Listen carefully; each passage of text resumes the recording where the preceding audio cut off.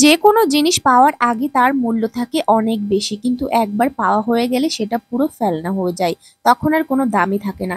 Hello বন্ধুরা, কেমন আছো? আশা করছি সবাই খুব ভালো আছো, সুস্থ আছো। আমিও বেশ ভালোই আছি। ঘুম থেকে উঠে চলে এসেছি ঘর ঝাড় দিতে, আর হাতে নিয়ে নিয়েছি কাউন্টার।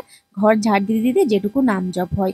তো দেখো কত নোংরা বেরিয়েছে ঘরে থেকে, কারণ কি মানে প্রচুর হাওয়া হয়েছিল সন্ধ্যার দিকে, সমস্ত ধুলোবালি ঢুকে পড়েছে ঘরে। আর যেহেতু আজকে 15ই আগস্ট আর কাল হচ্ছে 16ই আগস্ট, জন্মাষ্টমী, পরপর দুটো দিন একদম উৎসব। তো বাবুর স্কুলে যেতে হবে 7:30টায়, আর গাড়িওয়ালা আসবে প্রায় 6টার আগে।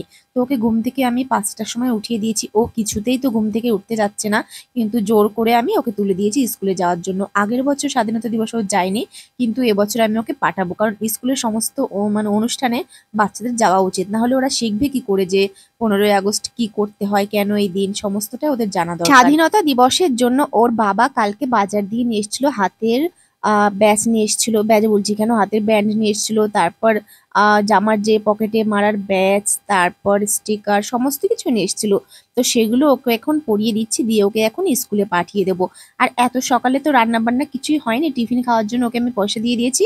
ও ছুটির সময় টিফিন খেয়ে নেবে। আর আমি যখন ওর মুখে স্টিকার গুলো মারছিলাম তখন কিছুতেই স্টিকার গুলো লাগছে না। তো দুই মুখে মারতেই পারিনি, শুধুমাত্র কপালে একটা পতাকার স্টিকার মেরে দিয়েছিলাম। আর ও তো খুব খুশি হয়ে গেছে, সকাল সকাল বন্ধুদের গিয়ে দেখাবে। তো এই যে দেখো রেডি হয়ে গেছি, আর এখন তাড়াহুড়ো করে আমি আর বাবু যাচ্ছি স্কুলে। কারণ কি ওর গাড়ি চলে এসেছে, আর রোজ না গাড়ি চলে আসে, কিন্তু আমি কিছুতেই ওকে টাইম মতো রেডি করতে পারি না।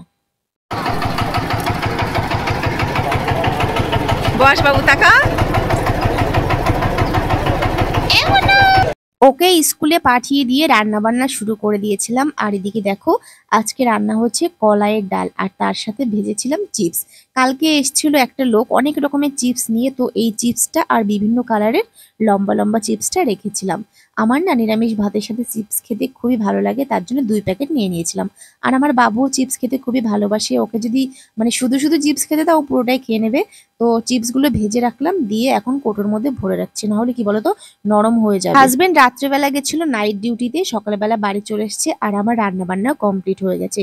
তো ওকে ভাত খেতে দিয়েছি। রান্না হয়েছিল ভেজ ডাল, ভেজ ডাল বলতে কলাইয়ের ডাল, আর হয়েছিল চিপস ভাজা, আর একটা বেগুন আলু উচ্ছে দিয়ে একটু ভাজা ভাজা মতো চচ্চড়ি হয়েছিল।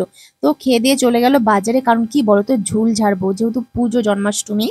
তো ঝুল তারপর কাছাকাছি এগুলো তো কয়দিন ধরে করেই যাচ্ছি, কিন্তু ঝুল ঝাড়াটা আর হয়নি, কারণ এই ঝুল ঝাড়ার লাঠিটা ছিল না। অনেকদিন ধরে হাজবেন্ড বাজারে যাচ্ছে, 2-3 দিন ধরে, কিন্তু দোকানদার বলছে নেই নেই, পাওয়া যাবে না। তো আজকে অন্য এক জায়গা থেকে ঝুলঝাড়া লাঠিটা নিয়ে এসছে। তো ফাইনালি আজকে ঘর পুরো কমপ্লিট করে ফেলেছি।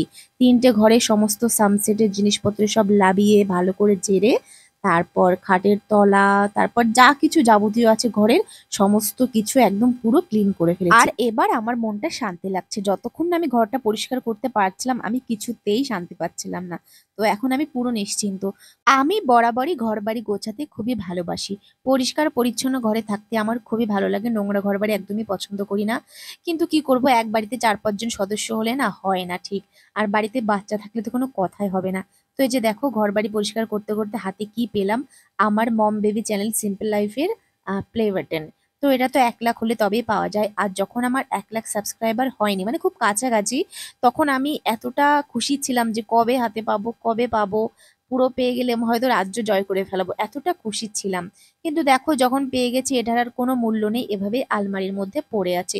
তো সবকিছুই, মানুষ বলো বা কোনো জিনিস বলো, পাওয়ার আগে তার মূল্য অনেক থাকে, অনেক দাম থাকে, কিন্তু একবার পেয়ে গেলে সেটা পুরো ফেলনা হয়ে যায়, তুচ্ছ হয়ে যায়। কিন্তু যারা এখনো সিলভার প্লে বাটন পায়নি তাদের কাছে যে এটা কি জিনিস একমাত্র তারাই বুঝবে। তো চলো, কাজ কমপ্লিট করতে করতে হয়ে গেছে সন্ধ্যা। আর সন্ধ্যাবেলায় চলে এসেছি ঠাকুর ঘরে। রাধাকৃষ্ণের মূর্তিটা আজকে পরিষ্কার করবো, যেহেতু কালকে জন্মদিন। তো পরিষ্কার পরিচ্ছন্ন না করলে হয়? তো কয়দিন আগে তো অক্ষয় তৃতীয়ার দিন থেকে তো 21 দিন আমি চন্দন লাগিয়েছিলাম ভগবানের গায়ে। তো সেই চন্দনগুলো শুকিয়ে শুকিয়ে না পুরো নোংরা হয়ে গেছে। তো আজকে ভাবলাম একটু পরিষ্কার করে নেই। তো ইউটিউব দেখলাম যে কিভাবে পাথরের মূর্তি পরিষ্কার করে। এর আগেও আমি 2-3 বার করেছিলাম, খুব সুন্দর রেজাল্ট হয়। তোমরাও করে দেখো পাথরের মূর্তি। প্রথমে একটু শ্যাম্পু নিতে হয়, তারপর লেবুর রস আর ইনো একসাথে নিয়ে নিলে এরকম একটা ফেনা মতো হয়ে যাবে। তারপর একটা পরিষ্কার ব্রাশ দিয়ে মূর্তিটা হালকাভাবে পরিষ্কার করলে পুরো চকচকে হয়ে যায়। তো তারপর ঠাকুরের ঘরগুলো একটু মুছে পরিষ্কার করে নতুন কাপড় পাতিয়ে দিচ্ছি, যেহেতু কালকে ভোরবেলা থেকে আমার পুজো স্টার্ট হয়ে যাবে। তো চলো বন্ধুরা, ভিডিও কেমন লাগলো অবশ্যই বলো, আর পরের ভিডিও দেখতে হলে অবশ্যই পাশে থেকো। টাটা।